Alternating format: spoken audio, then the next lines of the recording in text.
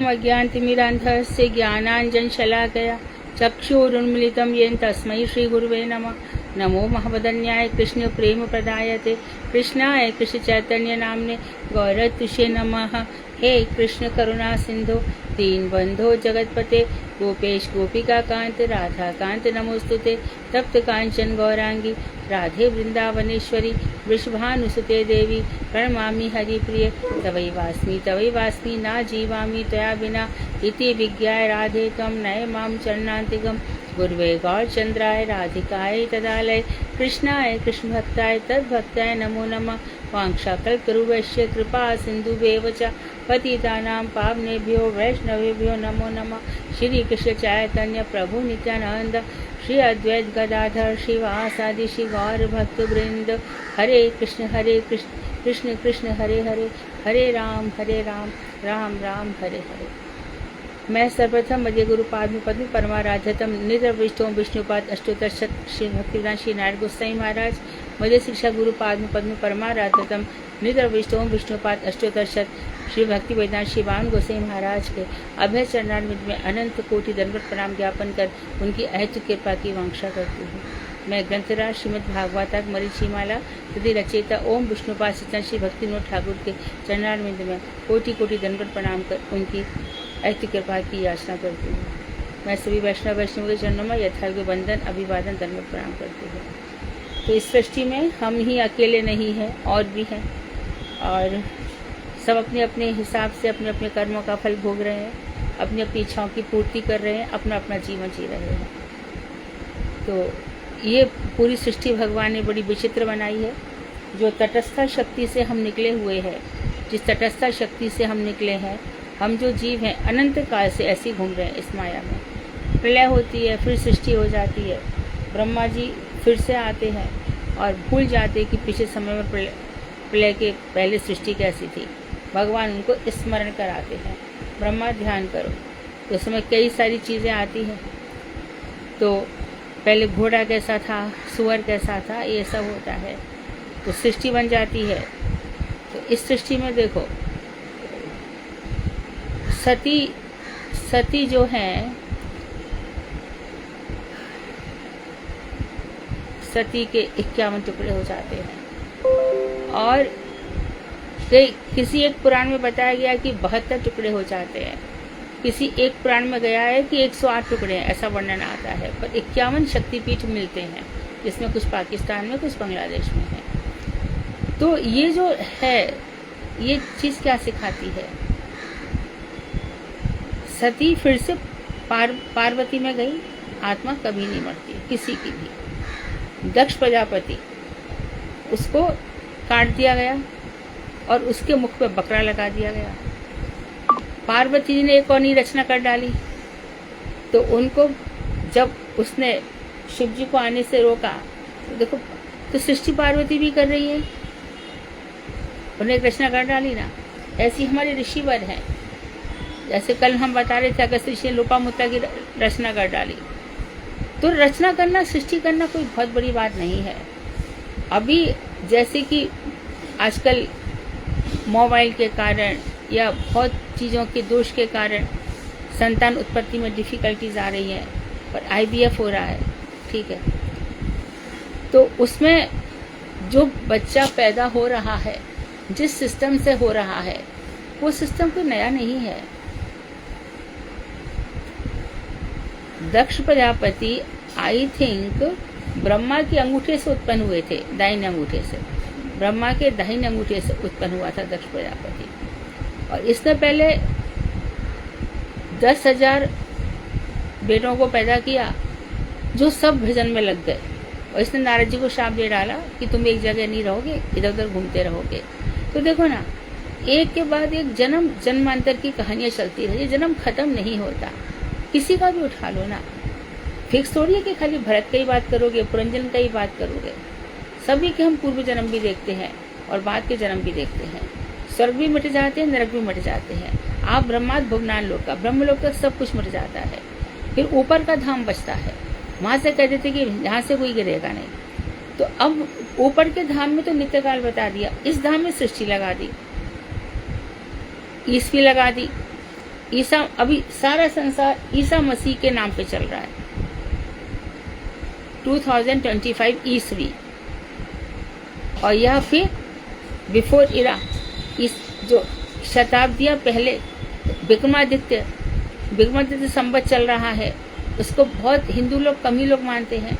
फिर हमारा गौराब्द चल रहा है, तो मुस्लिमों ने अपना निकाल लिया। इस तरह से देखो संसार कितना विचित्र है, कैसा है। क्या भगवान श्री कृष्ण नहीं जानते ये सब?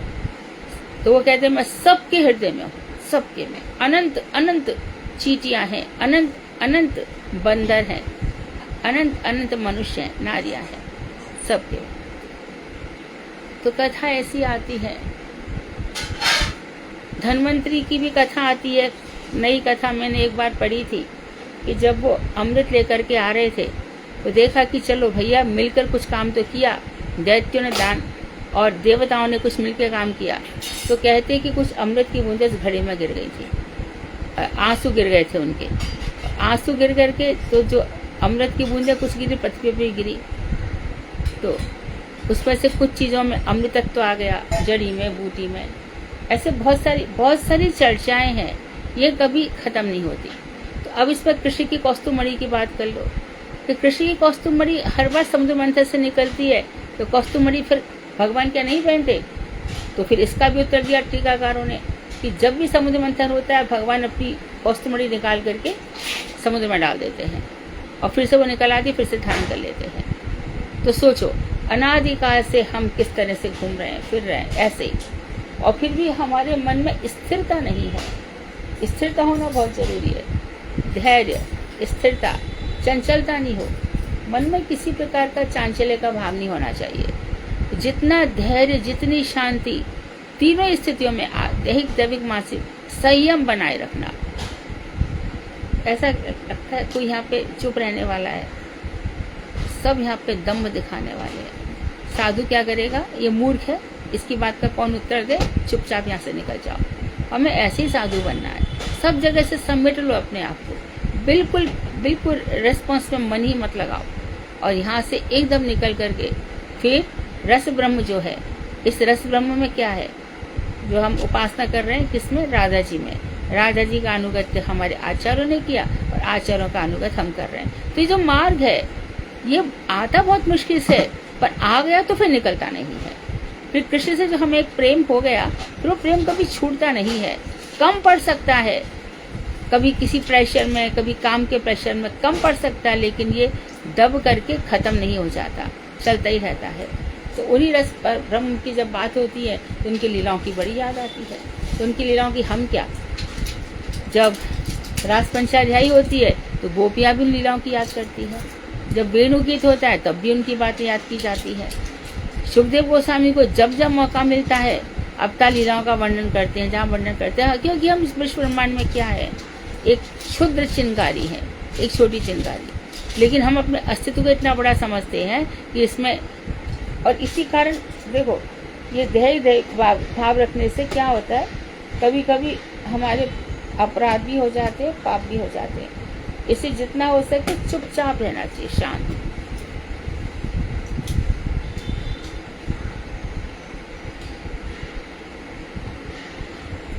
आज श्लोक है 41 की 42?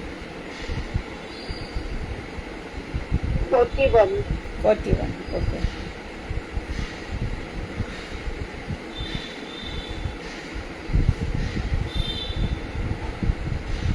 (41) में कह रहे हैं, आया यद गोसेवन गोपुराजम द्विजेतमहि वित्तस्य चोरुभारस्य चिकीर्षु सहृदयं विभुः। श्री कृष्ण ने संग्रह किए समस्त धन का सद्व्यय और इंद्र के अभिमान को दूर करने की इच्छा से उत्तम द्विजों के द्वारा गोपराज नंद से सवन अर्थात गो और श्री गिरिराज गोवर्धन पूजा का यज्ञ करवाया था। अब बता रहे श्री कृष्ण ने संग्रह किए गए समस्त धन का। कौन सा धन संग्रह किया गया? जितना भी अन्न था जो इंद्र के लिए लगाया जा रहा था, वो सारा की सारा समस्त। क्या क्या था उसमें? शहद था, दही था, दूध था, घी था, हजारों प्रकार के पकवान थे। सारे के सारे पकवान इंद्र को नहीं पहुंचाए जाएंगे, ये गिरिराज गोवर्धन तक पहुंचाए जाएंगे। तो गिरिराज गोवर्धन की बात कर रहे हैं। तो सद्व्यय मतलब सही खर्चा, सही जगह लगाया था। सद्व्यय सही जगह लगाया था, इंद्र को देके कोई लाभ नहीं होता था। और इस तरह से उन्होंने इंद्र के अभिमान को चकनाचूर कर दिया था। और फिर किससे पूजा करवाई? उत्तम ब्राह्मणों को आगे रखा, और जो गोपराज हैं नंद बाबा, उनसे सवन का अर्थ था यज्ञ, सवन कराया। गो अर्थात श्री गिरिराज गोवर्धन पूजा रूपी यज्ञ कराया। तो खुद भी पूजा करी पहले, और फिर नंद बाबा से कहा कि जाओ पूजा करो। ब्राह्मणों को आगे करके पूजा कराया। आप लोगों को याद होगा, जब भी ये होता था अन्नकूट लेके जाते थे तो महाराज जी एक दो ब्राह्मणों को जरूर लेके जाते थे आगे। ये तो अच्छी बात है कि गोवर्धन के ब्राह्मण खुद ही गिरिराज जी के पूजक होते हैं, तो महाराज इनको बुलवा लेते थे। और सुबह ही सुबह गौ पूजन भी करते थे। गुरुदेव सुबह ही सुबह गौ पूजन भी करते थे। अभी हमारे सभी मठों में परंपरा चली आ रही है कि कार्तिक के दिन गौ पूजा होती है। तो जो भी धन इकट्ठा किया गया श्री कृष्ण का इंद्र को देने की कोई जरूरत नहीं है, इसका गिरिराज गोवर्धन का पूजा करो। और बता रहे हैं, वर्षितंद्रे ब्रजा कोपात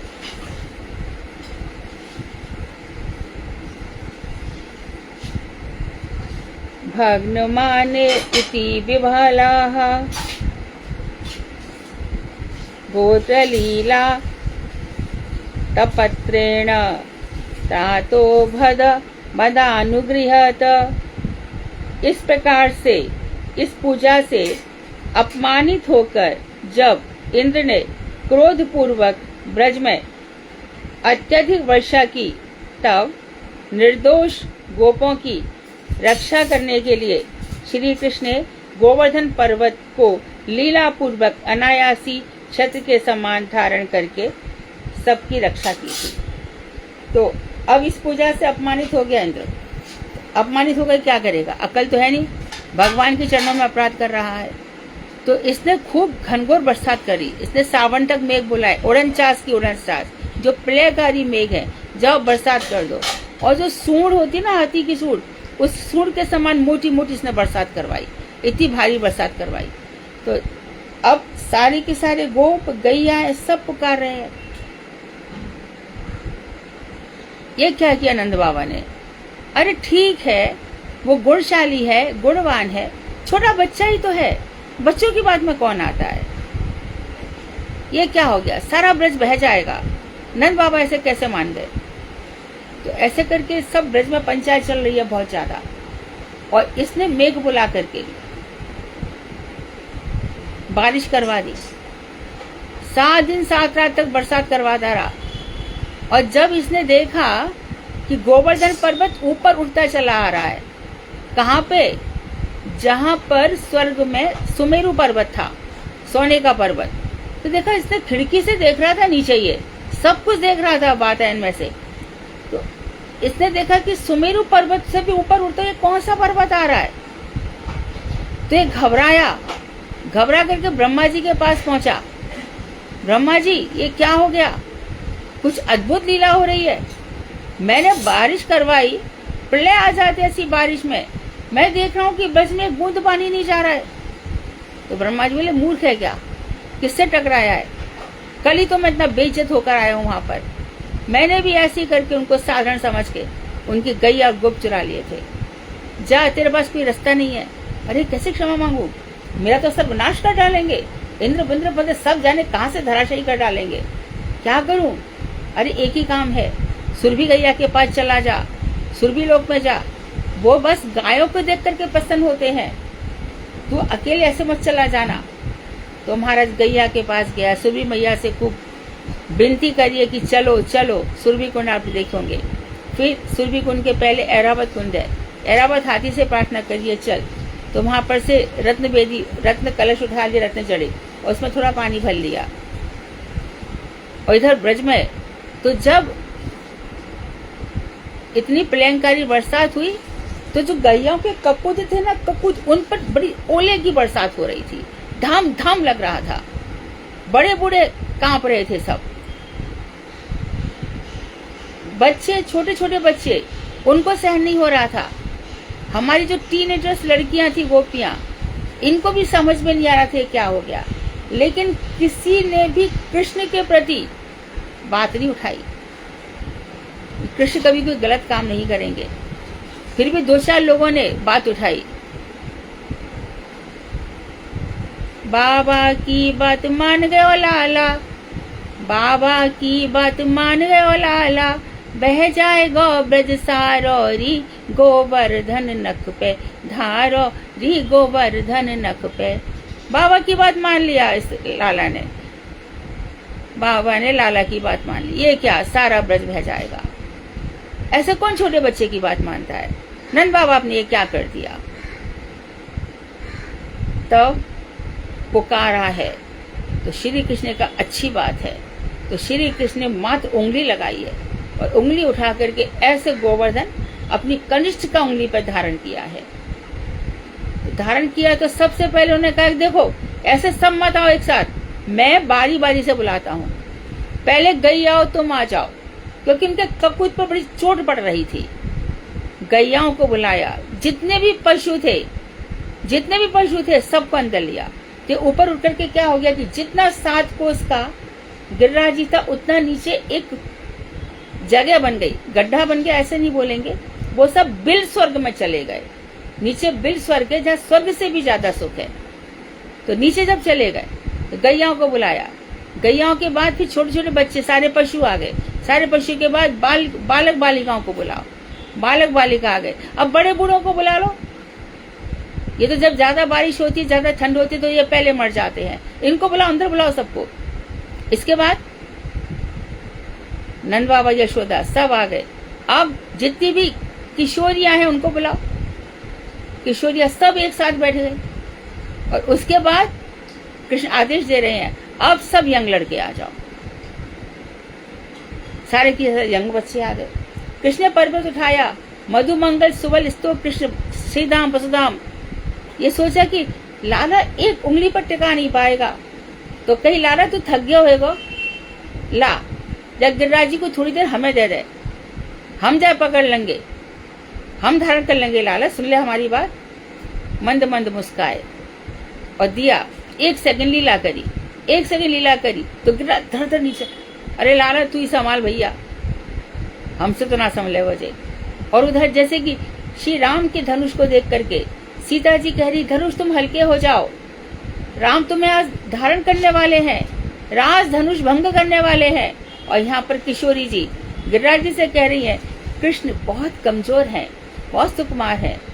वहां पे जब धनुष यज्ञ में देवताओं ने फूल बरसाए थे, तो भगवान श्री राम जब सुकुमार चरणों से चलने लगे, तो अचानक किशोरी जी देख रही है, इनके चरण कितने कोमल है, पैरों पे पैर रख लाल पड़ जा रहे हैं पैर एकदम। इसलिए जब जब सीता जी जंगल में जाती थी, तो कभी के राम आप रुको, पहले मैं चलती हूँ, थोड़े कांटे दब जाएंगे, फिर पीछे आना। तो इसी प्रकार किशोरी जी कह रही, कृष्ण के इतने कोमल हाथ हैं। तो गिरिराज जी मात्र एक अभिनय था, गिरिराज जी तो राधा जी की शक्ति से धारण किया हुआ था। तो इस तरह इस गिरिराज जी की पूजा करी। 7 दिनों तक हमारे शेषनाग भैया चारों तरफ पूरे की पूरे लिपट गए, एक बूंद आई नहीं। चक्र, भगवान का चक्र एकदम ऊपर खड़ा हो गया। अगस्त ऋषि जो हमने कथा बताई थी कि पार्वती जी क्या खाकर आए, कृष्ण उठ गए तो उनको उठना पड़ा, जब से प्यास बाकी है, आज जहां पर आकर के अपनी प्यास बुझाई, खूब जम के पानी पिया, सारा पानी सूख गया, इंद्र की बुद्धि काम नहीं करी। तो इस तरह से फिर इंद्र आया और भगवान को इसने गोविंद नाम दिया। गोवर्धन की पूजा भगवान ने सारे सामग्री उनको दे दी, सब लगा दिए, दूध, घी, दही, शहद, रसगुल्ला, रसमलाई, जो कुछ है सब वहां पर पहुंचे और मांग मांग के खाए। आन और मिलके क्या बना, आन्योर। और लाओ। ये तो अच्छो देवता है भैया, हम तो खूब बनाएंगे जाके तई, ये तो खूब खावे। ऐसे देवता की जरूर पूजा करनी चाहिए।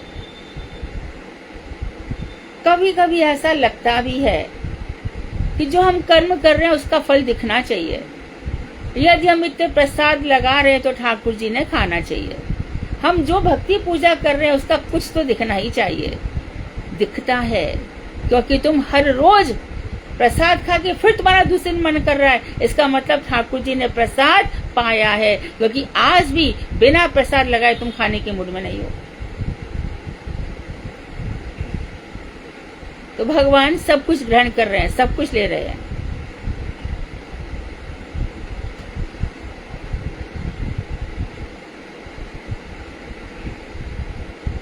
तो इस तरह से गिरिराज जी का पूजा का क्रम चल पड़ा।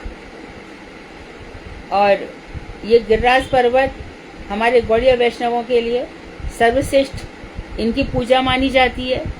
राधा जी ने कहा यो हरिदास वरियो, ये हरिदासों में सर्वश्रेष्ठ है। तो गिरिराज जी की अपार महिमा शास्त्रों में बताई गई है। गिरिराज अर्थात पर्वतों का राजा। ये बच्चों से कहोगे गिरिराज कौन है? हिमालय। ये हिमालय का भी बाप है। हिमालय भी हमारी रक्षा कर रहा है। चाइना से जो इतनी ठंड आती है, ठंडी ठंडी हवाएं, उनके थप्पड़ों से हिमालय हमारी रक्षा करता है। परंतु इस हिमालय से सुषेणवती भी लक्ष्मण के लिए लेकर आए हनुमान जी से। हिमालय में बहुत सारी, क्या हुआ था कि जब राम बेर खा रहे थे तो उनकी गुठलियां डाल दे रहे थे, तो उन गुठलियों से बहुत सारी औषधियां पैदा हुई हैं। तो क्रोध पूर्वक ब्रज में अत्यधिक वर्षा की, श्री कृष्ण ने हम ब्रजवासियों की गिरिराजी पर्वत उठाकर रक्षा की। अब बोल रहे हैं तथा सागत पुराम स्वपित्रो चिकीर्षयाशम बलदेव संयुताः निपात्य तुंगाद्रि पुयूथनाथम हतम व्यकर्षत व्यामुमोज सोब्रयम। श्री बलदेव के साथ ब्रज से मथुरा आकर अपने पिता वसुदेव और माता देवकी के मंगल विधान के लिए ऊंचे स्थान पर बैठे हुए शत्रुओं के नाथ कंस को नीचे गिरा करके बलपूर्वक उसका निधन कर दिया। तो बलदेव के साथ ब्रज से मथुरा आए भगवान और अपने पिता वसुदेव और माता देवकी के मंगल विधान के लिए। तो इधर चार लेकर तो पहुंचे। कुबलापीड़ हाथी के 2 दांत थे, एक दांत बलराम भैया लिया, एक हाथ कृष्ण लिया, और दोनों लेकर के मंच पर पहुंच गए। मंच पर पहुंच गए तो उसने पहले से पहलवान लगा रखे थे, उनको उसने मार डाला। फिर कुबलापीड़ हाथी को लेकर के जब पहुंचे वहां पर, तो कंस बैठा हुआ है मंच पर और बैठ करके दंगल देख रहा है महाराज। दंगल देख रहा है तो ऐसे सब चारों तरफ सभा में सन्नाटा है, पता नहीं अब क्या होगा, अब क्या होगा। सारे ब्रजवासी बैठे हैं, मथुरावासी बैठे हैं, अब क्या होगा। नंद बाबा एक तरफ बैठे हैं, बिल्कुल नहीं बैठे वसुदेव इत्यादि, वो लोग अलग बैठे हैं। कोई कहते कि वसुदेव की तो थे ही नहीं, वहीं दूर से देख रहे थे, लेकिन थे। यशोदा तो आई नहीं थी। ये सब बैठे सारे लोग देख रहे हैं। और कोई कह रहा है कि क्या छोटे छोटे बच्चों से इसने कैसे कैसे पहलवान लड़वाए हैं। तो कंस तो सच्ची बड़ा ही दुष्ट है, बड़ा ही धूर्त है, बड़े अत्याचारी है, पता नहीं कब मरेगा। ऐसे सब लोग वहां पे बातें बना रहे। तो उसके बाद श्री कृष्ण जब पहुंचे हैं मंच पर, तो कुबलापीड़ हाथी इतना बलवान है, इसको मार दिया, तो भी कंस अकड़ के बैठा हुआ है। तो भगवान ने क्या किया, उसके पीछे जो सीट है जरासी, ये तो उसका सिर लगा हुआ है, पर जरासी जो सीट है बाजू में, वहां पर कृष्ण चढ़ गए और बैठे। और बस क्या है मामा, ऐसे करके उसने थोड़ा सा मुकुट पकड़ा, भागवत में कथा आएगी, मुकुट को टच किया। मुकुट को टच करने मात्र से ही कंस भूमि पर गिर पड़ा। और फिर ये वास्तव में ही मर गया है। लोगों को ऐसा विश्वास दिलाने के लिए कृष्ण ने कंस को घसीटा। और वहां पर जरासंध की बेटियां बैठी थी, अस्ति और नास्ति। तो कृष्ण कहने लगे मामी मैंने कुछ नहीं किया, आपके सामने देखो मैंने कुछ भी नहीं किया, मैं तो बस वहां बैठा ही था, ये अपने आप गिर गया है, मेरे को कोई दोष मत देना। आप बताओ मैंने कोई अस्सी चलाया, शसे चलाया, मैंने इसे दंगल रचा, कुछ नहीं रचा, मैंने कुछ भी नहीं किया, अपने को निर्दोष सिद्ध किया मामियों के सामने। लेकिन उसके बाद भी जरासंध ने श्री कृष्ण को अपना शत्रु मान लिया। तो ऊंचे स्थान पर बैठे हुए शत्रुओं के नाथ कंस को उन्होंने नीचे गिरा करके बलपूर्वक उसका भी निधन कर दिया।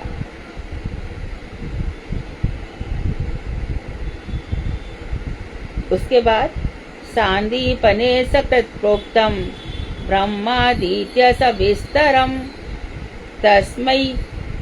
तस्मै प्रादादरम पुत्रम मृत पंच जनोदरात।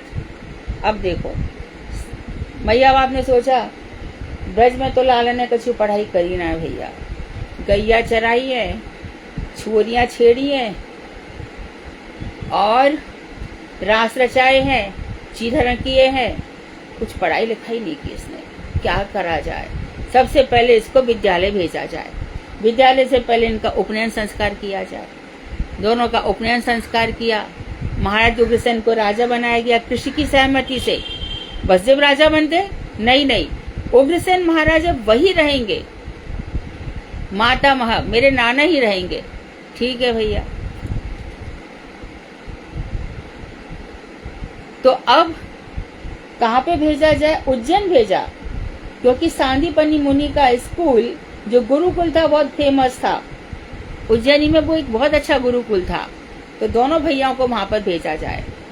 उपनयन संस्कार कराया, उपनयन संस्कार करके सांदीपनि मुनि के मुख से समस्त वेदों का एक बार ही श्रवण करके अध्ययन समाप्त किया, है ना। तो सांदीपनि मुनि के पास दोनों भैया पहुंच गए गुरुकुल में और 64 दिन में 64 विद्या सीखी। अभी 64 विद्या क्या है भाई? आणविक, शिकी, त्रयी, वार्ता, दंड नीति सब सीखा, वेद भी सीख लिए, उपनिषद भी सीख लिए। चलो ये तो एक वन काइंड ऑफ नॉलेज है कि आपको सारे शास्त्र आ गए, पर आप तो 64 विद्या सीख रहे हैं ना। क्या सीखा? तो श्रीमद् भागवत में हमने डाला था, इन लोगों ने पता नहीं निकाला है कि नहीं, या है उसमें। तो 64 विद्या में पाक कला, खाना बनाना, नृत्य कला, खुदाई, भूमि खोदना, और खुदाई करके नीचे जो निकलती हैं चीजें, ये कितना पुरातत्ववेत्ता कहते हैं ना, पुराने जो नीचे से निकल रहे उनको जानने की विद्या। कुआं कहाँ पे खोदा जाएगा, किस जगह पानी मिलेगा, वो भी विद्या इसमें आई है। देखा जाता है ना, मजदूर, अरे अनुभवी मजदूरों को बुलाओ, भैया ऊपर से खिड़की धरती देखो कि कहाँ से पानी निकलने योग्य है। इसी प्रकार से घर घर में क्या लगाते, घरों में ये आ जाता है ना पानी, नीचे मशीन जाती है, क्या बोलते हैं उसको, ब्रज, हाँ समर सेविल बोलते हैं आजकल तो, समर सेविल, बोरिंग, हाँ बोरिंग पानी निकलता है। और फिर बोरिंग का भी ऐसा होता है ना कि अभी पानी खत्म हो गया और नीचे डालना पड़ेगा, ऐसा भी होता है ना कभी कभी कि यहाँ से पानी का लेवल खत्म हो रहा है, इसमें बोरिंग और नीचे गड्ढा खोदना पड़ेगा। हाँ, तो ये कला भी उन्होंने सीखी, चटाई बुनने की कला सीखी, खाना बनाने की कला, पाक कला भी सीखी है। तो इस तरह से 64 की 64। ऊपर कब ग्रहण पड़ेगा, ज्योतिषी भी सीख ली है, मौसम विद्या भी सीखी है, कल का मौसम कैसा होगा। तो ये इस प्रकार से 64 विद्याएं हैं, ऐसा हमारे टीकाकार ने लिखा है। तो उन्होंने क्या किया, समस्त वेदों का एक बार ही श्रवण करके अध्ययन समाप्त किया, एक ही बार सब कुछ सुना। ऐसे श्रुतिधर बामन गोसाई महाराज भी थे। बामन गोसाई महाराज को देख करके सबसे ज्यादा आश्चर्य ये होता था कि कोई एक श्लोक का पहला शब्द बोलेगा और वो एक श्लोक, अच्छा आप श्लोक पूरा कर दो महाराज, काफी है। वो तो पूरा की पूरा अध्याय चैप्टर, और उनसे सब महाराज को, महाराज बस, महाराज शांत हो जाओ, महाराज का शांत होने, एकदम वो भी श्रुतिधर थे, एक बार सुन लिया तो उनको हमेशा के लिए याद हो जाता था। एक बार आप लोग सब जानते हैं, हमारी शशि दीदी है ना, शशिकला दीदी, तो महाराज के पास आई, वो अच्छी बहुत वैष्णव सेवा करती हैं। तो महाराज जी से बोले, तो कुछ पूछ रही हैं और महाराज क्या कह रहे हैं, आई डोंट नो इंग्लिश। महाराज आप इंग्लिश तो बोल रहे हैं। उनकी कोई बात का उन्होंने जवाब नहीं दिया, बस every time he would answer I don't know English. अच्छा ठीक है। इसके बाद उन्होंने क्या किया, जो शेक्सपियर की कविताएं हैं, विलियम शेक्सपियर की, सब धड़ाधड़ इंग्लिश में बोले।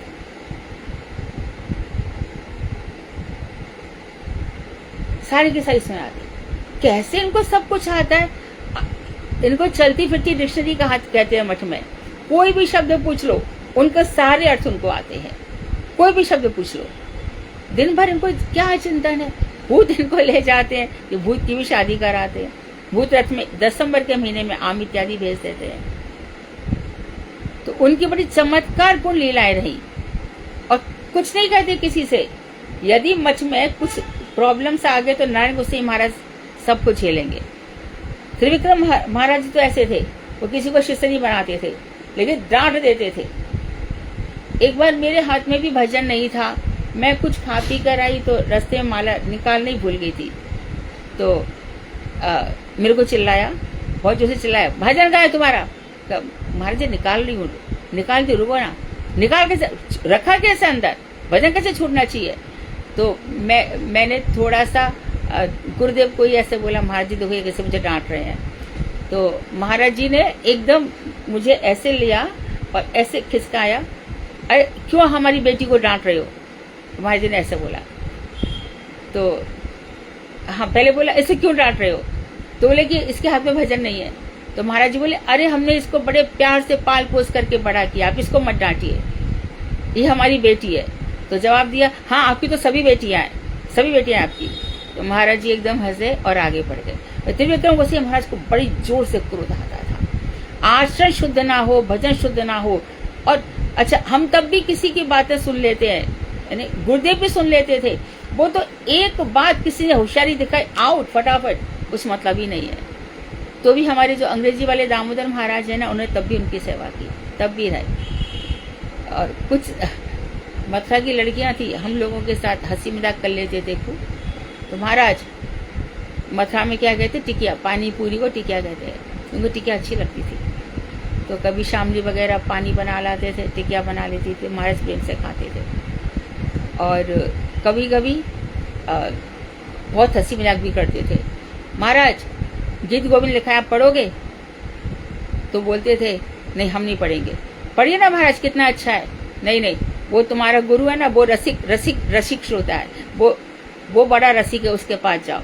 हमारा सब सुन सुन के हंस हंस के पेट फूट जाते थे। वो बड़ा रसिक है, उसके पास चले जाओ। तो गुरुदेव का इतना सम्मान वो करते थे, क्योंकि वो जानते थे कि राधा तत्व में नारायण गोसाई महाराज के अतिरिक्त और कोई नहीं है।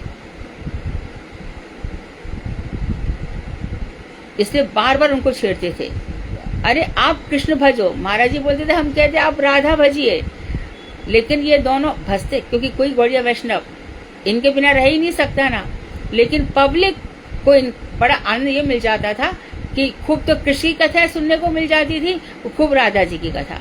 जब नवदीप में पूरी सभा बैठती थी, परमहंसों की सभा, तब अंत में ये सब बिल्कुल बैठे रहते थे। अंत में परम पूज्य बान गोसाई महाराज का अंतिम, तो वो सबको बैलेंस कर देते थे, सबको समान। वो एक समय था, उसको कहते हैं इष्ट गोष्ठी क्या होती है। और सब अपने दंड ले लेके, मजाल क्या कोई बिना दंड के बैठ जाए। आजकल दंड तो ले लेते, पर दंड लेके कोई चलता ही नहीं है। दंड लिया तो छोड़ नहीं सकते 1 मिनट में। ना गुरुदेव छोड़ते थे, ना महाराज छोड़ते थे, कोई भी नहीं छोड़ते थे।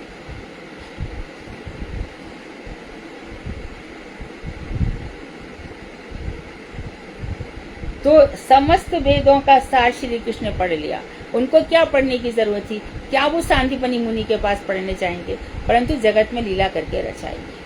कि सब आना चाहिए। आज भी तो हम कहते हैं, लड़के लोगों डिपेंडेंट मत बनो कि तुम्हारी वाइफ आएगी वो बनाएगी, घर में बहू आएगी। तुम खुद भी बनाओ, डिपेंडेंट मत होना। और जब लड़का घर में खाना बना लेता है तो लड़की फिर उसके सिर पर नहीं नाचती है। उसको पता है कि मैं कहीं भी इसको झुका नहीं पाऊंगी। तो सबको सब आना चाहिए। लड़कियों को भी वक्त पड़े तो कमाना आना चाहिए और वक्त पड़े तो लड़कों को भी घर संभालना आना चाहिए। ऐसी शिक्षा हमें लड़के लड़कियों को देना चाहिए। मिलके चलो, एक दूसरे को दबा के मत चलना कि तू बहुला है तो उसके सिर पर नाचेगा क्या, ऐसे नहीं। तो समस्त वेदों का एक बार ही श्रवण करके अध्ययन समाप्त किया तथा सांदीपनी मुनि की प्रार्थना पर पंचजन नामक असुरों के उदर से उनके पुत्र को लाकर प्रदान किया। तो पंचजन असुर था, इसी को मार करके भगवान इसको तो ले आए, साथ ही साथ शंख भी ले आए, जिसको कहते हैं पंचजन से शंख निकला, इसलिए भगवान के शंख का नाम है पांचजन्य शंख। भगवान की गदा का नाम क्या है? हाँ,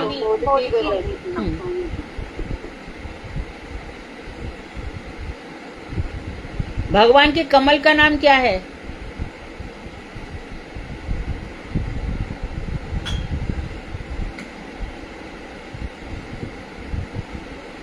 चक्र का नाम सुदर्शन हो गया, कौमुदी हो गई, पांचन शंख हो गया। कमल का नाम? कमल का नाम है श्रीनिवास।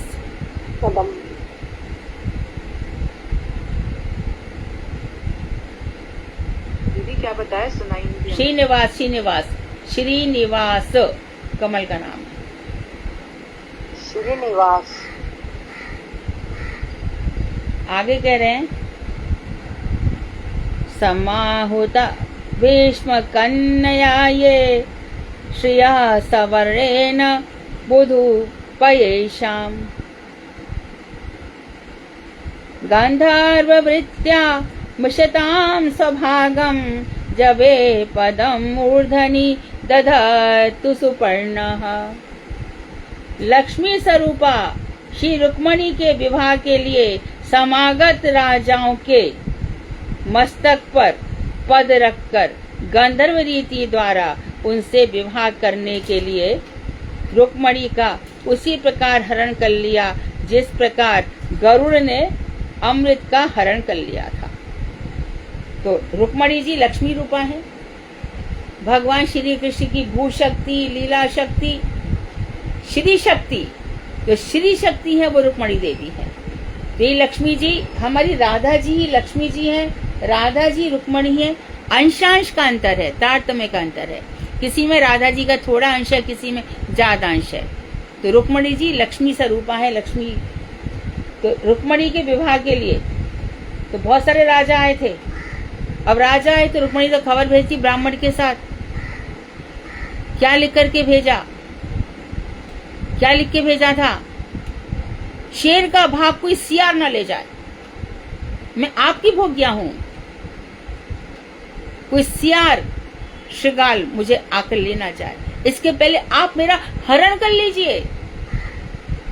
प्रस्ताव लड़की का है भाई। श्री कृष्ण चल दिए, ब्राह्मण का पत्र बढ़ा और ब्राह्मण से बोले कि चलो ठीक है हम आते हैं। ब्राह्मण चला है वहां से, वैसे रथ चल दिया और रथ से जब आ गए तो शिशुपाल को फिक्स कर दिया। और जबकि रुक्मणी के पिता रुक्मी कह रहे हैं कि मैं इनका विवाह शिशुपाल से करना नहीं चाहता हूं। क्या नाम था रुक्मणी के पिता का? भीष्मक। लेकिन उनका जो भाई रुक्मी था वो नहीं मान रहा था। मैं तो अपने दोस्त शिशुपाल से इसका विवाह करूंगा, अपनी बहन का। बारात आ गई शिशुपाल की और कृष्ण भी आ गए। खलबली मच गई, कृष्ण क्यों आए हैं? डर तो था ही उनका, बड़ा बहादुर है। जरासंध के इतने सारे लोगों को उसने ऐसे ही मार डाला। जरासंध के जितने भी सब मरे। अभी तो प्राग ज्योतिषपुर में तो बाद में जाएंगे, वहां भी जितने सारे नरकासुर राजा पकड़ रखे हैं उनको सबको भी भगवान मार डालेंगे। तो आ गई बारात, कृष्ण आ गए। खलबली तो मची ही थी, ये बात तो पक्की है। तो उनको भी जनवासे में रोक दिया, जहाँ बारात रुकी थी वहां पे कृष्ण को भी रोक दिया गया। खूब स्वागत भी किया उनका, भीष्मक ने खूब स्वागत किया। और इधर से प्रथा है, रुक्मणी जी गई गिरिजा कुमारी का पूजन करने के लिए। गिरिजा कुमारी अर्थात पर्वत की बेटी, हिमालय की बेटी, हिमालय सुता पार्वती का पूजन करने के लिए गए। ये परंपरा आज भी चली आ रही है। लड़की का जब विवाह होता है उसको पहले किससे ले जाया जाता है? क्योंकि पार्वती कहेंगी सदा रहे अविचल तुम्हारा, सदा तुम सुहागन रहो। इसके लिए आज भी प्रथा चली आ रही है। ये कैसे भी करके ऐसा कहते हैं कि वृंदावन में जो सती जी के बाल हैं वो वृंदावन में गिरे हैं और वहीं पर कात्यायनी देवी है। तो यदि उनका आशीर्वाद मिल जाता है तो सदा रहे अविवास तुम्हारा अविचल सुहाग रहे, इसके लिए जाती हैं। तो संघ की सहेलियां जाती हैं, माताएं जाती हैं। इस समय पुरुष इत्यादि नहीं जाते सभी के यहाँ पर। हमारे यहाँ भी ये जरूर है, हमारे यहाँ भी ये जो हमारे खंडेल वालों में हो तो मुझे पता ही नहीं है सबके यहाँ पर खंडेल वालों में ये रिवाज है, यहाँ पर पार्वती पूजा जरूर होती है। तो जाते हैं पूजा करने के लिए। गई रुक्मणी जी सज धज के, इतनी अद्भुत सुंदरी है, अनिंद्य सुंदरी है। तो जब वहां से गए तो सब राजा को पता चला कि रुक्मणी पूजा करने के लिए गई है। तो पूजा करके आई है, इतनी देर में हमारे महाराज रथ ले आए। उधर बलराम भैया को कह के नहीं आए थे।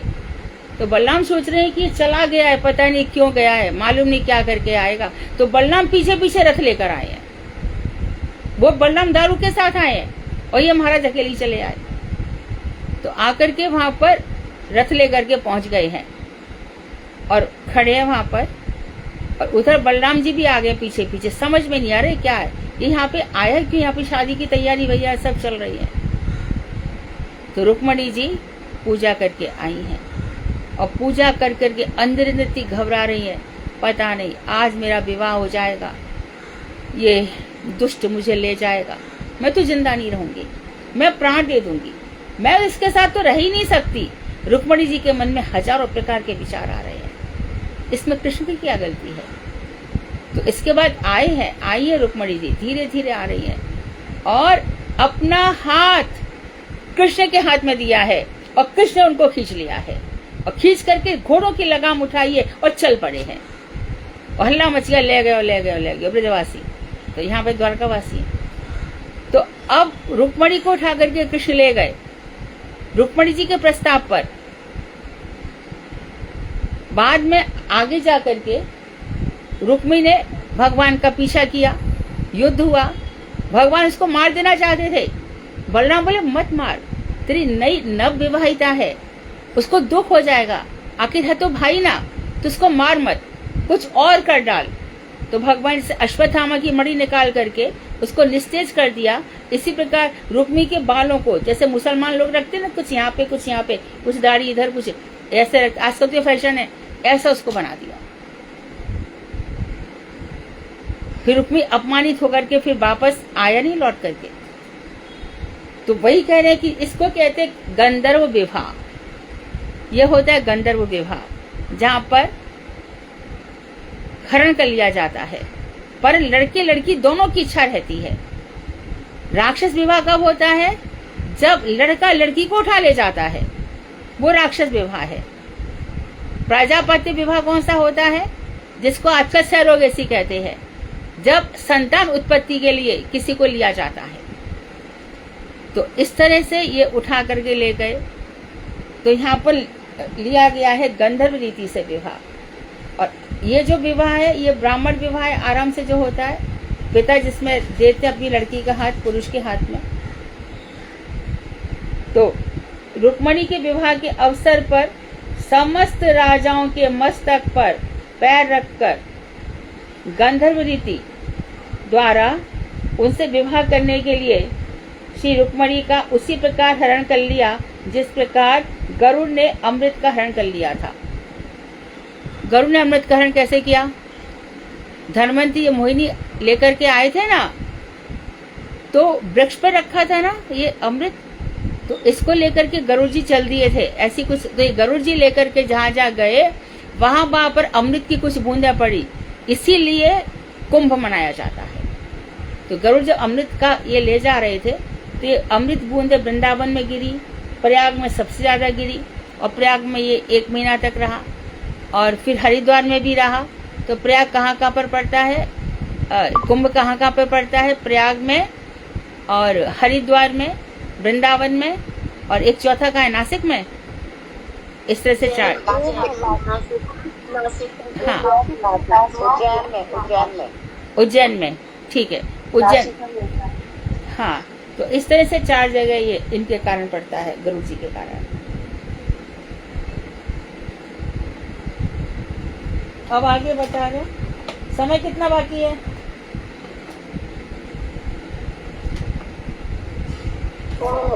इस 5 मिनट। हाँ, तो आराम से शुरू हो जाएगा। अब बता रहे, ककूतिनो वेद मनसो दमित्वा स्वयं वरे नाग्न जिति मुवाह तद्भग्न माननपि गृद्धतो अज्ञान जग्ने अक्षता शस्त्र वृता स्वशस्त्रै। तो रुक्मणी विवाह के बाद फिर और 7 विवाह कौन कौन से किए, आगे हम जब वो आएगा तब विस्तार से पढ़ेंगे। स्वयंवर में 7 बिना नथे हुए भयंकर बैलों को नाथ कर उन्होंने नाग जीती सत्या से विवाह कर लिया। शर्त रख दी गई थी, वही 7 बैल बड़े दुर्गम थे, इनको कोई नाथ नहीं सकता था, 7 तो क्या 1 भी नहीं, तो जो इनको नाथेगा उसी से मेरी बेटी का विवाह होगा। भगवान ने 7 बैलों को नाथ डाला, क्योंकि राजा पिता का नाम नग्नजीत है, इसलिए उसकी बेटी नागजीती कहलाई। कैके की बेटी कैकी कहलाई, देवक की बेटी देवकी कहलाई, जनक की बेटी जानकी कहलाई। उनको विदेह भी कहते, इसलिए सीता जी को वैदेही भी कहा जाता है। तो, और ऐसे परंपराएं हैं। तो इसी प्रकार से जो नागजीती है, जिसको सत्याभी का, उसे विवाह कर लिया। श्री कृष्ण द्वारा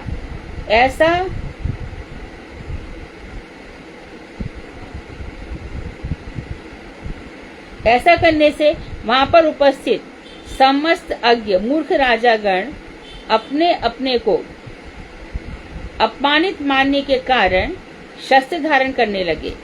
तब श्री कृष्ण ने उन्हें भी अपने शस्त्रों से पराजित कर दिया।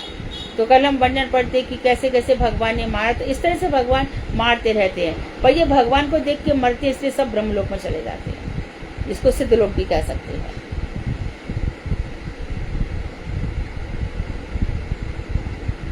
एक श्लोक और पढ़ लेते हैं।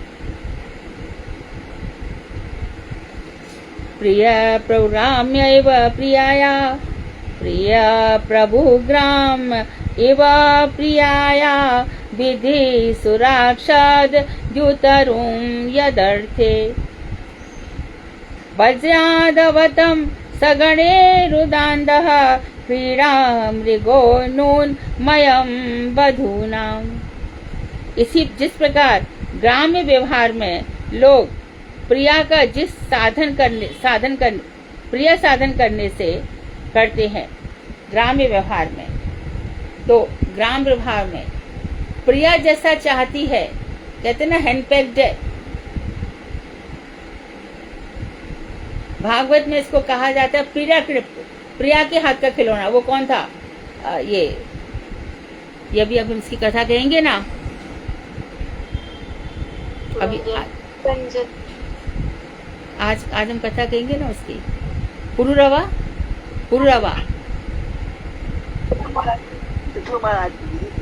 पृथु महाराज नहीं थे। पुरवा तो उर्वशी के गुलाम थे, और पुरंजन तो पुरंजन। जिस प्रकार ग्राम व्यवहार में लोग प्रिया का, ग्राम में देखा जाता है कि प्रिया जो कुछ कहती है, भागवत में तो कहा जाता है प्रिया दुलत्ती मारती है लात मारती है, तो भी वो अपनी पत्नी के आगे पीछे घूमता रहता है।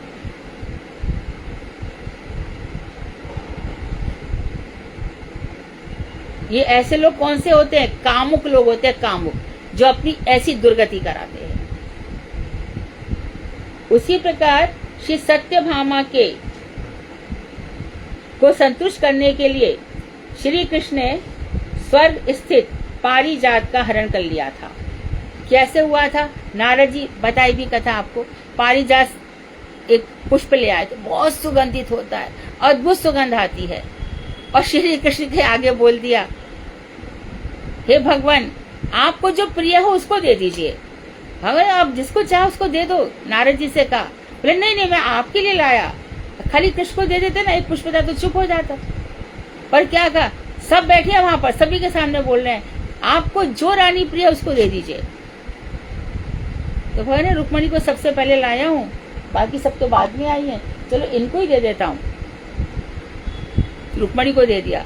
ओ सत्यभामा ने जो मान किया, जो उपद्रव कर दिया, तुमने कहा कि तुम एक पुष्प के लिए क्यों इतनी परेशान होती हो, मैं तुम्हें पूरा पारिजात पुष्प ला के दे देता हूँ। तो सत्यभामा को लेकर के इंद्र स्वर्ग में पहुंच गए। वहां पर इंद्र ने उनको रोकने की कोशिश की सची के भड़काने पर, परंतु पारिजात वहां से ले तो आए थे, लगा भी दिया सत्यभामा के महल के आगे, परंतु उसका झुकाव कर दिया रुक्मणी की ओर। तो सत्यभामा को संतुष्ट करने के लिए श्री कृष्ण ने स्वयं स्वर्ग में स्थित पारिजात का हरण कर लिया। उस समय इंद्र ने अपने गणों के साथ हाथ में वज्र लेकर स्त्रियों की क्रीड़ा मृग की भांति श्री कृष्ण के साथ युद्ध किया। क्यों? स्त्रियों का खिलौना किया, क्योंकि इसको शची ने भड़काया था। कितना भगवान श्री कृष्ण ने उसको इंद्र पद दिया है, स्वर्ग का राजा बनाया है, कितनी ही बार उसकी रक्षा करी है, बार बार आता है। दैत्यों ने बलि, जहां तक कि भगवान ने देखो समुद्र मंथन करके फिर से इसको दिलवाया। बलि महाराज ने पूरा स्वर्ग जीत ही लेते यदि कृष्ण बलि ये बन के नहीं जाते, बामन महाराज। इतने फिर रक्षा की सब बार भूल जाता है। ऐसे ही है संसार, जिसका जितना करो वो उतना ही भूलता है। इसलिए हमारे यहाँ पर वैष्णव सदाचार क्या है, कोई इतना सा भी करे तो इतने को इतना करके मानो, और हमारे यहाँ किए को तो भूल जाएंगे। पर किसी ने एक शब्द दुरुक्ति कह दिया, अरे उसकी जबान कितनी चलती है, कितना खराब बोलता है, मुझे उस पर कोई दिलचस्पी नहीं है, मैंने बहुत किया उसके लिए, मैं उससे संबंध रखना नहीं चाहता। यहाँ पे सहन शक्ति का मार्ग है। तो आज हमने भगवान की विवाह की कथाएं पढ़ी।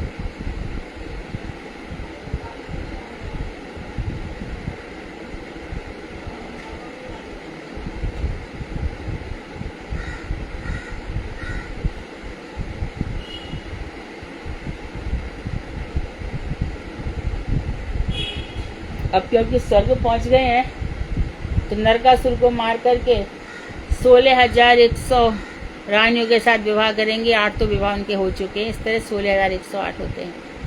16,100 रानियों को प्राग ज्योतिषपुर से लाएंगे। वांशा कृतरुवैश्य कृपा सिंधु बेवच पतिता नाम पावनेभ्यो वैष्णवेभ्यो।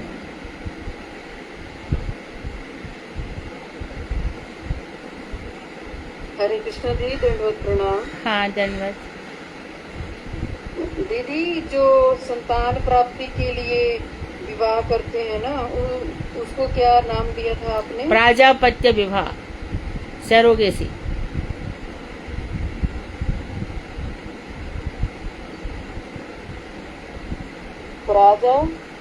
प्राजापत्य। अच्छा जी, ठीक है जी, ठीक है जी।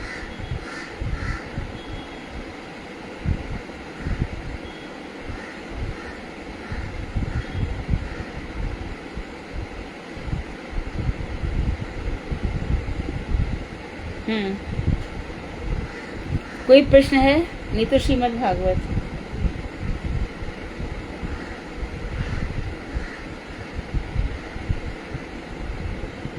कोई प्रश्न नहीं है। श्रीमद् भागवत। हरे कृष्णा दीदी, दंडवत प्रणाम। हाँ।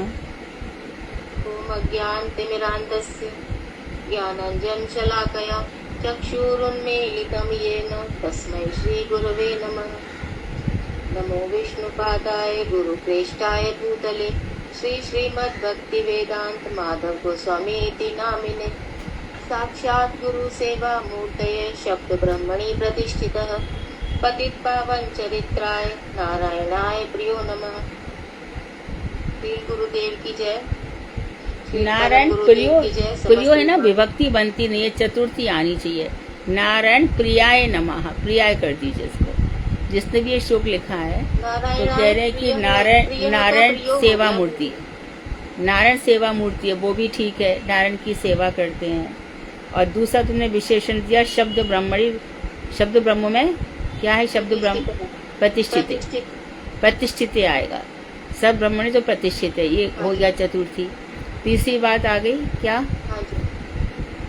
नारायणाय प्रिय नमः, तो वो बोलने में प्रियो हो। नहीं, नारायण प्रिया, प्रिय के लिए नमस्कार है।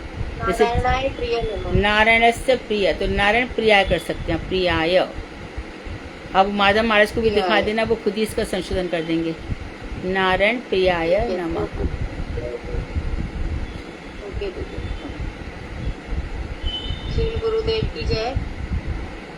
परम गुरुदेव श्री नारायण गोस्वामी महाराज की जय। समस्त रूपानुग गुरु वर्ग की जय। नारायण गोस्वामी महाराज के पहले हमारी- हमेशा बोलना चाहिए श्रीमद् भक्ति वेदांत। श्रीमद् भक्ति वेदांत नारायण गोस्वामी महाराज की जय। समस्त रूपानुग गुरु वर्ग की जय। हमारी शिक्षा गुरु श्रीमती डॉक्टर मधु खंडेलवाल दीदी की जय। कक्षा में उपस्थित सभी वैष्णवियों को मेरा दंडवत प्रणाम। कल तक हमने सुना था कि पृथु महाराज का जन्म किस प्रकार हुआ, उनका राज्याभिषेक हुआ और बंदी जनों ने पृथु महाराज की स्तुति की। फिर पृथु महाराज ने भूख से व्याकुल देखकर अपनी प्रजा के लिए पृथ्वी का दोहन किया और फिर उसके बाद पृथु महाराज 100 अश्वमेध यज्ञ करना चाहते थे। तब इंद्र उनके यज्ञ में बार बार विघ्न डाल रहे थे।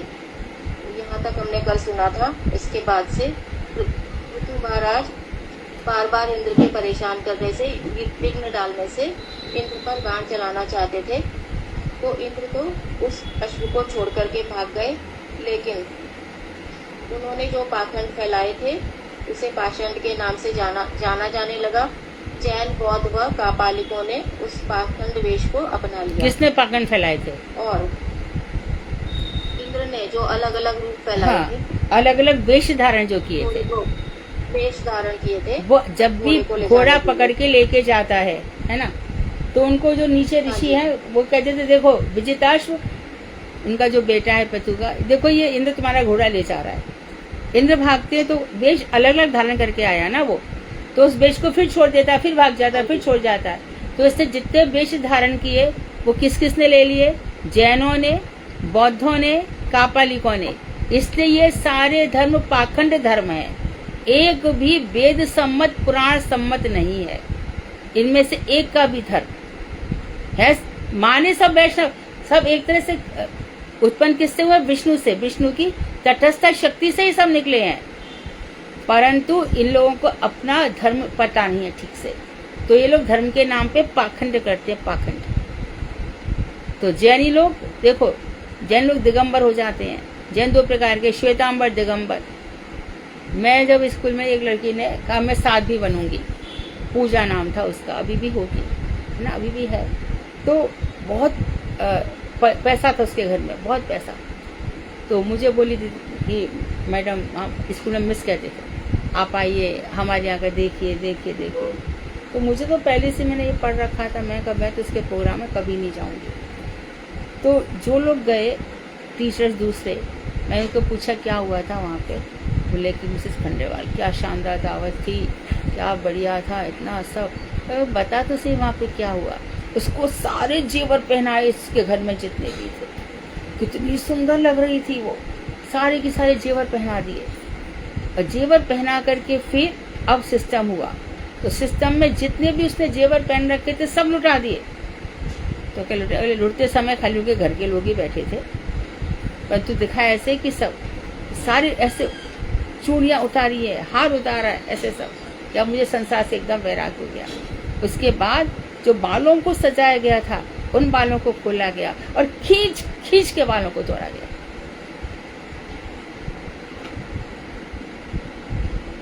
यह है पाखंड।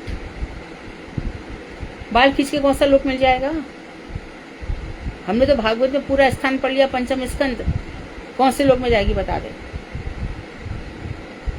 इसलिए कहते हैं बुद्धिहीन। और नाटक इनका इतना कुछ पूछो ही मत। हम कार नहीं यूज करेंगे, हम लिफ्ट यूज नहीं करेंगे। अभी भी इनके यहाँ पर जैसे अब में वैकेशन हो गया ना, तो इनके यहाँ के बच्चों को ले जाया जाता है, ऐसी गुरुकुल में रखते हैं। यहाँ पर बिजली नहीं होती, उनको गर्मियों में रखा जाता है, ऐसा सब सिखाया जाता है।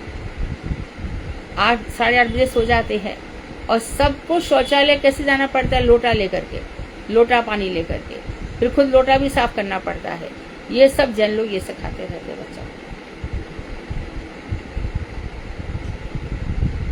अभी आप शाम को 7 बजे जब इनके ये चलते हैं ना, इनके भी व्रतों को कुछ खास व्रत बोलते हैं।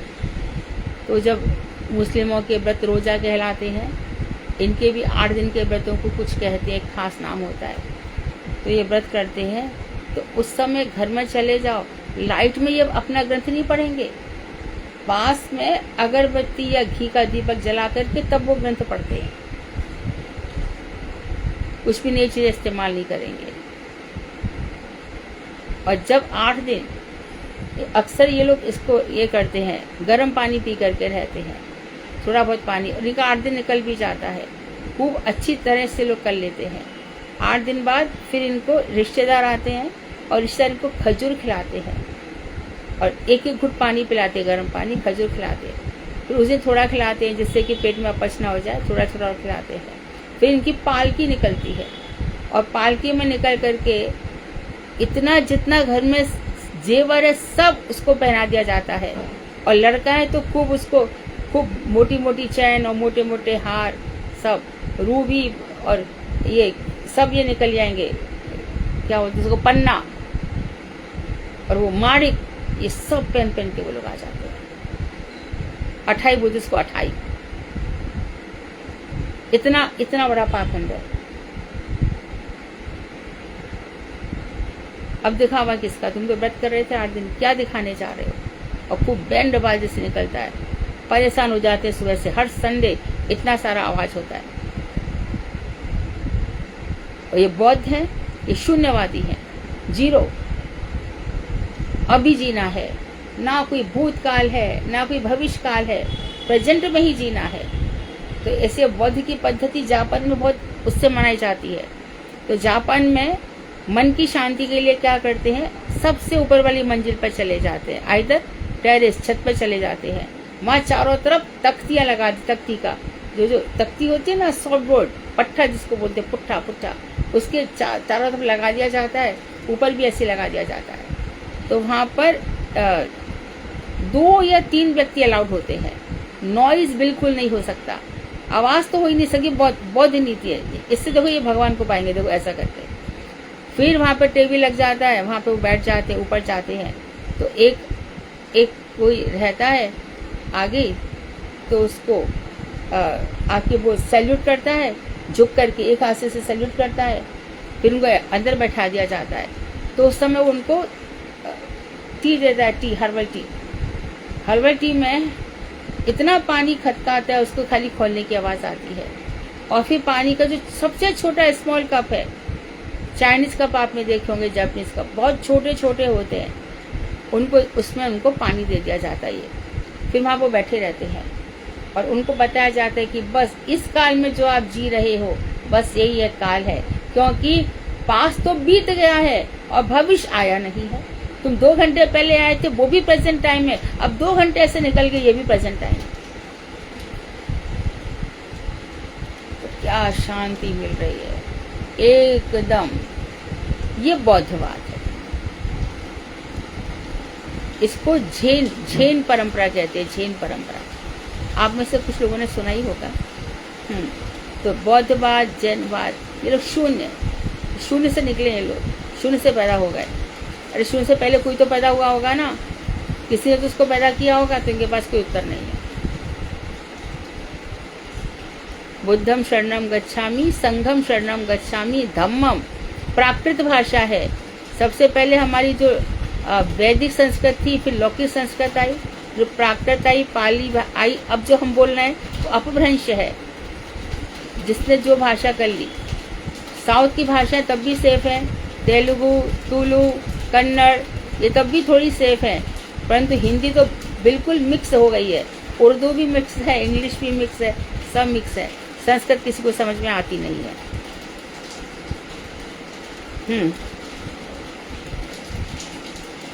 संघ को मानते तो लोग, संघ को। ऋत्विजों ने कहा कि हाँ जी, ऋत्विजों ने कहा कि इंद्र को मारने की जरूरत नहीं है, हम उनको यहाँ पर बुला करके उनकी यज्ञ में आहुति दे देते हैं। तो जब वो आहुति देने ही वाले थे तो ब्रह्मा जी वहाँ पर आ गए और उन्होंने कहा कि इंद्र का एक नाम यज्ञ भी है। आप जिन देवताओं की आराधना कर रहे हैं, इंद्र उसके भी अंग हैं, अतः इनका वध करना उचित नहीं है।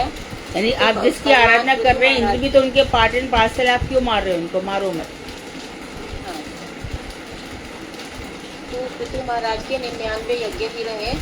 आप मोक्ष धर्म को जानने वाले हैं, आपको काम में यज्ञ आदि की आवश्यकता ही क्या है? आप एवं इंद्र दोनों ही उत्तम श्लोक श्री हरि के शक्त्यावेश अवतार हैं, अतः स्वयं के प्रति क्रोध करना आपके लिए उचित नहीं है। इसके पश्चात पृथु महाराज ने यज्ञ का आग्रह त्याग कर स्नानोपरांत ब्राह्मणों को दक्षिणा आदि प्रदान की।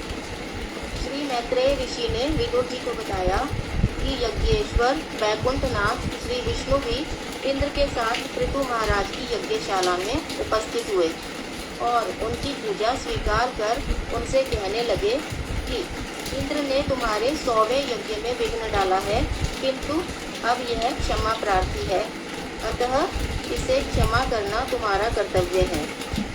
जो व्यक्ति इस शरीर को अविद्या, काम एवं कर्मों के द्वारा बना हुआ जान पाते हैं, ऐसे व्यक्ति कभी भी इस देह में आसक्त नहीं होते तथा न ही इस देह से उत्पन्न संतान, घर और धन आदि में ममता रख सकते हैं।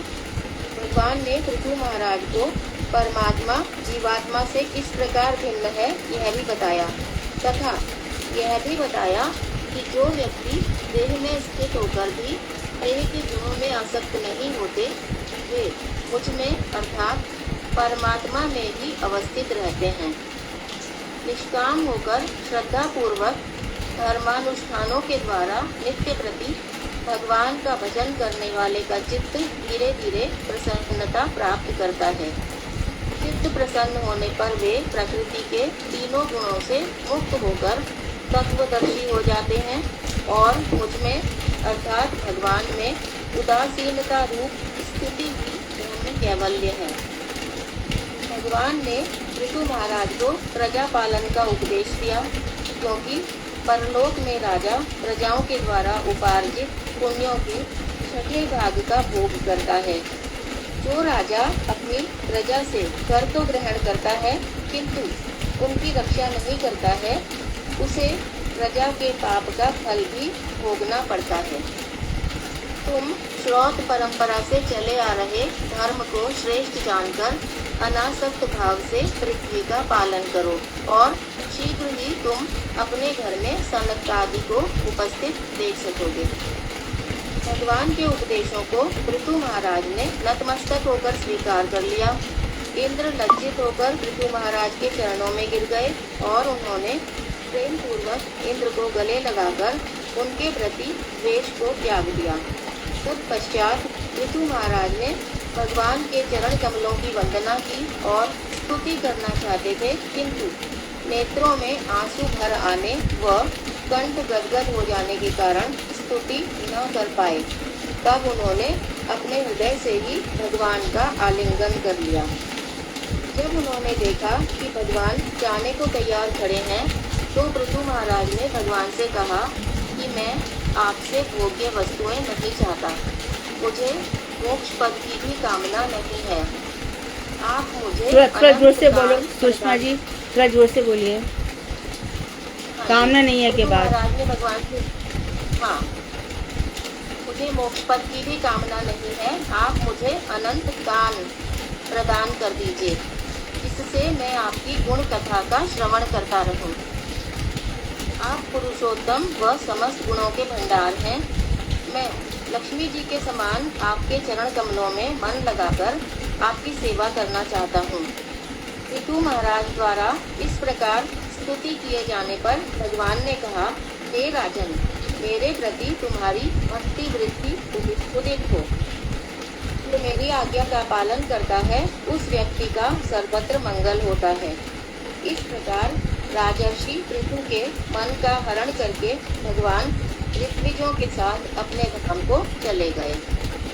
श्री मैत्रेय ऋषि ने कहा कि पृथु महाराज की राजनगरी हर स्थान पर मोतियों की लड़ियों, पुष्पमालाओं, रंगीन रेशमी वस्त्रों से तथा सुगंधित रूप से सुवासित थी। जब पृथु महाराज ने नगर में प्रवेश किया तो समस्त प्रजाजनों व सुंदर कन्याओं ने मांगलिक द्रव्यों व दीपमाला से उनकी अगवानी की। शंख दुंदुभी बजाई गई, वेद ध्वनि हुई और बंदीजनों ने उनकी प्रशंसा के गीत गाए। किंतु बिना किसी अभिमान के पृथु महाराज ने राजभवन में प्रवेश किया। श्री विदुर जी ने मैत्रेय ऋषि से पूछा कि दोनों भुजाओं से पृथ्वी का दोहन करके वैष्णव तेज को धारण करके पृथु महाराज ने और कौन कौन से कार्य किए, आप मुझे उनका विशुद्ध चरित्र सुनाइए। श्री मैत्रेय ऋषि ने विदुर जी को बताया, पृथु महाराज गंगा व यमुना के मध्यवर्ती प्रदेश में रहकर साधारण जीवों के समान आचरण करते हुए सुख भोग के द्वारा पुण्यों का व दुख भोग के द्वारा पापों का क्षय करने की इच्छा से प्रारब्ध कर्मों से प्राप्त भोग्य वस्तुओं का भोग करने लगे। वे सप्तद्वीपवती पृथ्वी के एक छत्र सम्राट थे। उनकी आज्ञा सर्वत्र पालनीय थी। वे पहले इसको शॉर्ट में भी बोल सकते हैं क्योंकि सेम क्वालिटीज हम रिपीट कर रहे हैं ना। हाँ जी।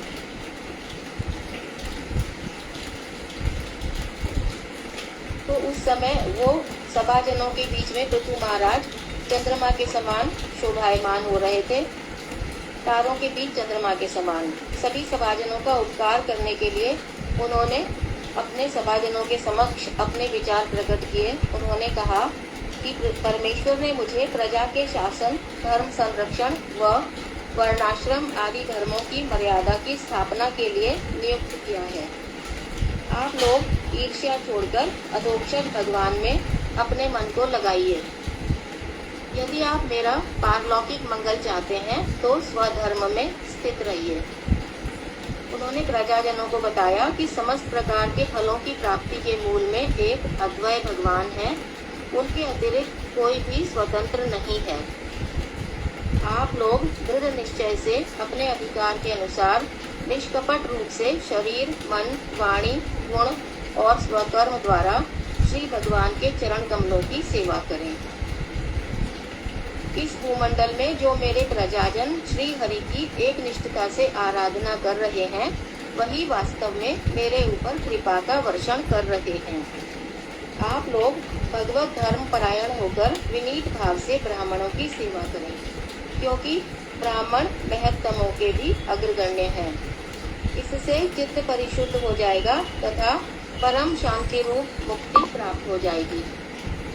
अनंत सर्वांतर्यामी और चिद्घन भगवान के नामों का श्रद्धा सहित उच्चारण करके ब्राह्मणों को यजनीय द्रव्य पदार्थ समर्पित करने पर भगवान तृप्ति सहित भोजन करते हैं। ब्राह्मणों की भूमि को नित्य शिरोधार्य करने वालों के समस्त पाप नष्ट हो जाते हैं।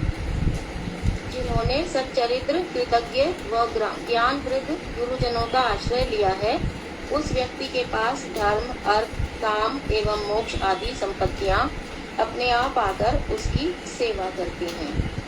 श्री मैत्रेय ऋषि ने कहा कि पृथु महाराज के इस प्रकार कहने पर सभा में उपस्थित सभी पितर, देवता, साधु, ब्राह्मण प्रसन्न होकर उनकी प्रशंसा करने लगे। श्री मैत्रेय ऋषि ने कहा कि जब प्रजाजन उसी समय सूर्य के समान तेजोमय 4 मुनि वहां उपस्थित हुए। ये लोग सनकादि ऋषि जो अंतरिक्ष से अवतीर्ण हुए थे। राजा पृथु उनका सम्मान करने के लिए तत्काल उठ खड़े हुए और उन्हें अर्घ्य, आसव एवं आसन प्रदान करके उनका विधिवत पूजन कर उनके चरणोदक को सिर पर धारण किया। इस प्रकार उन्होंने सदाचार पूर्वक आचरण कैसे करना चाहिए यह दिखाया। जब चारों सनकादि मुनि स्वर्ण सिंहासन पर अग्नि देवता के समान शोभायमान हो रहे थे, तब पृथु महाराज ने उनसे प्रशंसा पूर्वक निवेदन किया कि मेरे ऐसे कौन से शुभ कार्य के फलस्वरूप योगियों के लिए भी दुर्लभ आपके दर्शन प्राप्त हुए हैं। इस प्रकार मनु आदि ऋषिगण इस विश्व के कारणभूत परमात्मा को नहीं जान पाते, उसी प्रकार जन समूह सूर्य के समान पर्यटन करने वाले आपको नहीं जान पाते। आपका स्वागत है। मुमुक्षु लोग जिन व्रतों का आचरण करते हैं, आप तो बाल्यकाल से ही उन समस्त ब्रह्मचर्यादि व्रतों का आचरण कर रहे हैं। यह संसार क्लेश भूमि है और हम अपने कर्मों के परिणाम स्वरूप इंद्रिय भोगों को ही पुरुषार्थ मान रहे हैं। आप आत्मा राम हैं, आप में शुभ अशुभ की भेद बुद्धि नहीं है। मैं श्रद्धा पूर्वक आपसे यह जानना चाहता हूँ कि इस संसार में मनुष्यों का कल्याण किस प्रकार से हो सकता है। पृथु महाराज के इस प्रकार निवेदन करने पर मंद मुस्कान के साथ श्री सनत कुमार कहने लगे कि आपने प्राणियों के कल्याण के लिए ऐसे उत्तम प्रश्न पूछे हैं। आप जैसे साधुओं का संग एवं परिप्रश्न सभी जीवों का कल्याण करता है। श्री हरि के चरण कमलों के गुणानुकीर्तन में आपकी सुदुर्लभा और निश्चला मति है, जिससे अंतरात्मा का विषय वासना रूप मल धुल जाता है। जीवों के कल्याण प्राप्ति के उपाय के रूप में श्री सनत कुमार ने 19 प्रकार के साधन बताए। दीदी वो सारे साधन पढ़ूं कि एक दो पढ़ के? नहीं, एक आध पढ़ो, एक आध बस। अच्छा, जैसे कि श्रद्धा के साथ भगवत धर्म का अनुशीलन, तत्व जिज्ञासा, भगवत सेवा निष्ठा, श्रेष्ठ भक्तों की पूजा, भगवान की पावन कथाओं को सुनना इत्यादि। इन साधनों के करने से भक्ति वर्धित होती है तथा जड़ प्रपंच से वैराग्य व निर्गुण ब्रह्म में रति का उदय होता है, जिसके फलस्वरूप व्यक्ति ज्ञान और वैराग्य से अविद्या, अस्मिता, राग द्वेष और अभिनिवेश रूपी पंच क्लेशात्मक जीव स्वरूप के आवरण रूपी लिंग देह को जला डालता है। धन एवं भोग्य विषय आदि का चिंतन ही जीवों के समस्त पुरुषार्थों के नाश का मूल है, क्योंकि इन दोनों के चिंतन से जीव जड़ता को प्राप्त करता है। फिर सनत कुमारों ने पृथु महाराज को बताया, जो संसार जनक अज्ञान रूप अंधकार को पार करना चाहते हैं, उन्हें कभी भी उन विषयों में आसक्ति नहीं रखनी चाहिए जो कि धर्म, अर्थ, काम और मोक्ष के लिए प्रतिबंधक है। वास्तव में भगवत सेवा रूप मोक्ष ही परम पुरुषार्थ है। इंद्रिय निग्रह आदि की चेष्टा का परित्याग करके भगवान वासुदेव का भजन करना चाहिए। हे राजन, आप भगवान के चरण कमलों को नौका बनाकर इंद्रियादि विपत्तियों से भरे हुए सुदुस्तर भव समुद्र को पार करें। आत्म तत्वदर्शी ब्रह्मा जी के पुत्र सनत कुमार के द्वारा उपदिष्ट आत्म तत्व के ज्ञान को प्राप्त कर महाराज पृथु ने उनकी स्तुति की और कहा कि दीन दयाल श्री हरि ने पहले भी मुझ पर कृपा की थी और अब भी उनके द्वारा उपदिष्ट भक्ति के भली भांति स्थापन के लिए ही आप सभी का यहाँ आगमन हुआ है। मैं आपको क्या दक्षिणा दूं? मेरे पास जो कुछ है वह आप जैसे साधुओं का उच्छिष्ट स्वरूप है। मैं अपने प्राण, पुत्र, परिवार, राज्य, सेना, पृथ्वी आदि आपके चरणों में निवेदन करता हूँ। आप इन्हें स्वीकार करें। इस प्रकार आदिराज पृथु द्वारा पूजित होकर और उनकी प्रशंसा करते हुए सनत कुमार आदि आकाश मार्ग से सत्यलोक को चले गए। आत्म तत्व की शिक्षा के प्रभाव से भगवत उपासना में एकनिष्ठ होकर पृथु महाराज अपने कर्मों का फल भगवान को अर्पण कर दिया और उनका कर्तृत्व अभिमान भी दूर हो गया। अपनी पत्नी अर्ची के गर्भ से उन्होंने अपने ही समान 5 पुत्रों को उत्पन्न किया। वे अपने प्रजाजनों के अभावों को दूर करके उन्हें परम संतुष्ट रखते थे। श्री मैत्रेय ऋषि ने कहा कि वे नंदन पृथु अपनी वृद्धावस्था को देखकर सोचने लगे कि मैंने सभी के लिए जीविका का निर्धारण कर दिया है। परमेश्वर की प्रजा पालन आदि सभी आज्ञाओं का पालन भी हो चुका है। इस प्रकार विचार करके उन्होंने पुत्री स्वरूपा पृथ्वी का भार अपने पुत्रों को सौंप दिया और अपनी पत्नी के साथ तपोवन में चले गए और वानप्रस्थ आश्रम के कठोर नियमों का पालन करने लगे। तपस्या के प्रभाव से उनके संपूर्ण कर्ममल नष्ट हो गए। भगवत मंत्र के जप से उन्होंने षड रिपुओं को जीत लिया और उनका संसार बंधन कट गया। शीघ्र ही उनमें श्री भगवान की अव्यभिचारिणी भक्ति का उदय हुआ। तीव्र भक्ति योग के प्रभाव से उनकी संचय मूल हृदय ग्रंथि का छेदन हो गया और उन्हें वैराग्य युक्त भगवत ज्ञान की प्राप्ति हुई। देहात्म बुद्धि के दूर हो जाने पर उन्हें आत्म तत्व की अनुभूति हुई। इस प्रकार पृथु महाराज ने स्वरूप सिद्धि प्राप्त की तथा भक्ति योग का आश्रय कर भगवान में अपने मन को दृढ़ता पूर्वक स्थिर करके शरीर का त्याग कर दिया और पार्षद देह को प्राप्त किया। उनकी सुकुमारी पत्नी ने अपने पति का स्वेच्छा से अनुगमन किया था। अपने पति के देह त्याग देने पर कुछ समय तो उन्होंने विलाप किया, फिर एक चिता बनाकर उस पर अपने पति के शरीर को रख दिया। तत्पश्चात स्नान व जलांजलि देकर चिता की 3 बार परिक्रमा करके चिता की अग्नि में प्रवेश कर गई। अर्ची देवी को ऐसा करते देखकर स्वर्ग में देवताओं के वाद्य यंत्र बजने लगे और देवताओं की पत्नियों ने कहा कि देखो, यह अर्ची धन्य है जो अपने पति का अनुगमन करते हुए वैकुंठ की ओर जा रही है। श्री मैत्रेय ऋषि ने कहा कि हे विदुर, मैंने भगवत भक्तों के महात्म्य को प्रकट करने वाले इस पृथु चरित्र का तुम्हारे सम्मुख कीर्तन किया है।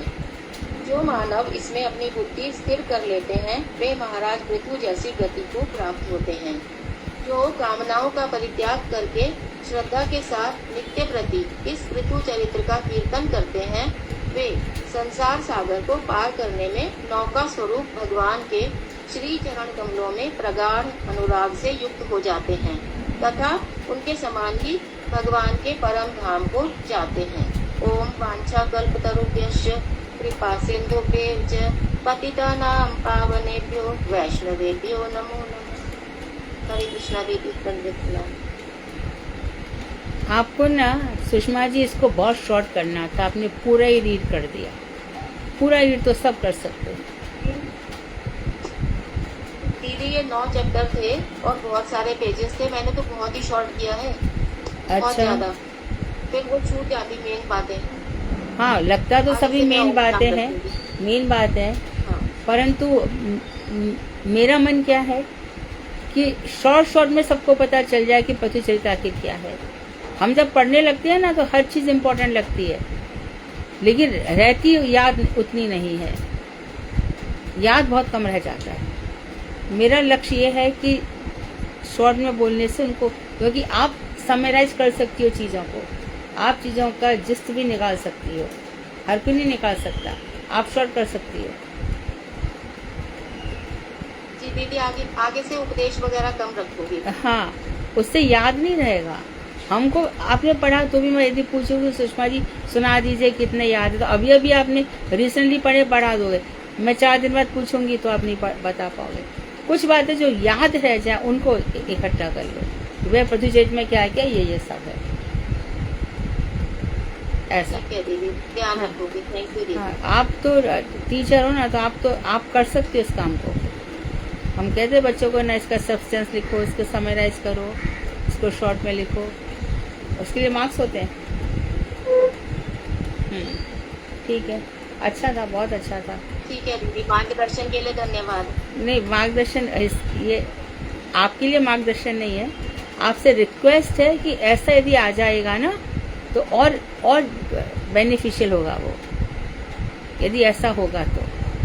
क्योंकि भागवत का तो पद ही अमृत है, पर मन ऐसा था कि सबको ये चीज याद हो जाए।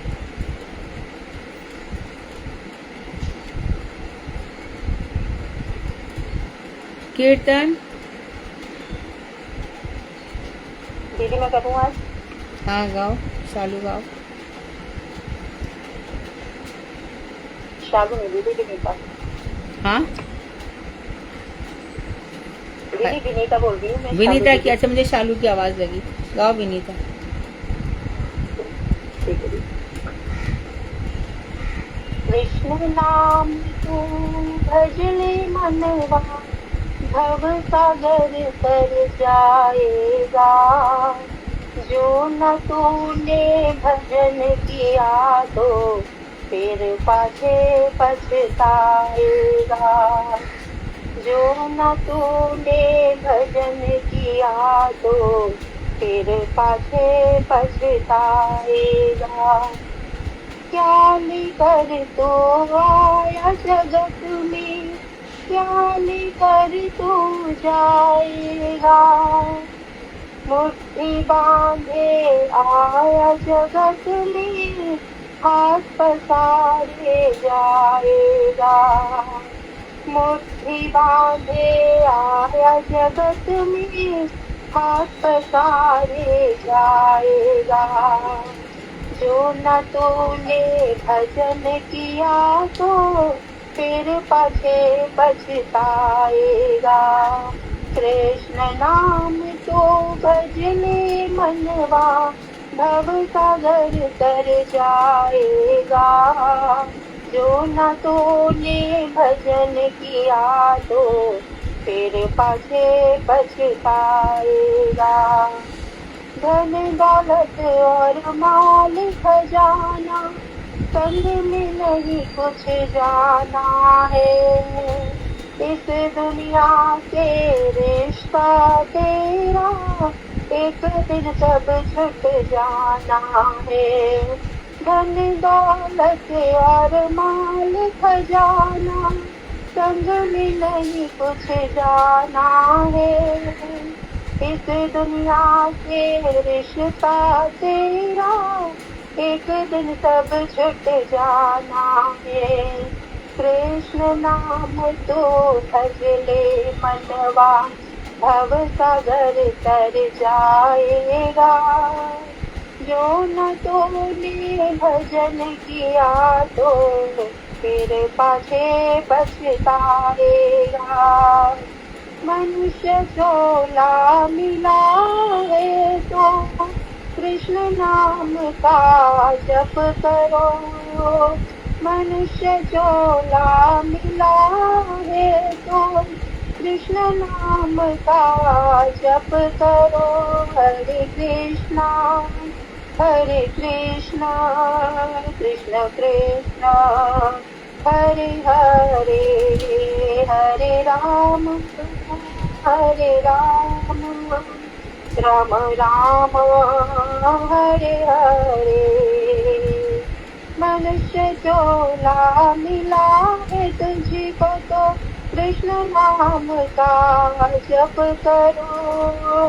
कृष्ण भक्ति प्रभु मुझको देकर मेरा भी उद्धार करो। चरण भक्ति प्रभु मुझको देकर मेरा भी उद्धार करो। कृष्ण नाम तो भजले मनवा, भव सागर तर जाएगा। जो न तूने भजन किया तो फिर पाछे पछताएगा। 2 दिन यहाँ पड़ा है मूरख। विनीता एक ही बार बोलो, रिपीट मत करो, दूसरी कथा भी है। विनीता शॉर्ट में गाओ। ठीक है दीदी, ठीक है दीदी। 2 दिन यहाँ पड़ा है मूरख, ईश्वर के घर जाएगा। जो न तूने भजन किया तो फिर पाछे पछताएगा। माया मोह को छोड़ के मूरख तो ऊपर उठ जाएगा। जो न तूने भजन किया तो फिर पाछे पछताएगा। कृष्ण नाम तू भजले मनवा, भव सागर तर जाएगा। जो न तूने भजन किया तो फिर पाछे पछताएगा। हरे कृष्णा दीदी, दंडवत प्रणाम। बहुत सुंदर आवाज है। वांग शकल तरुवश्च कृपा सिंधु वेव च पतितानां पावनेभ्यो वैष्णवेभ्यो नमः। हरे कृष्ण।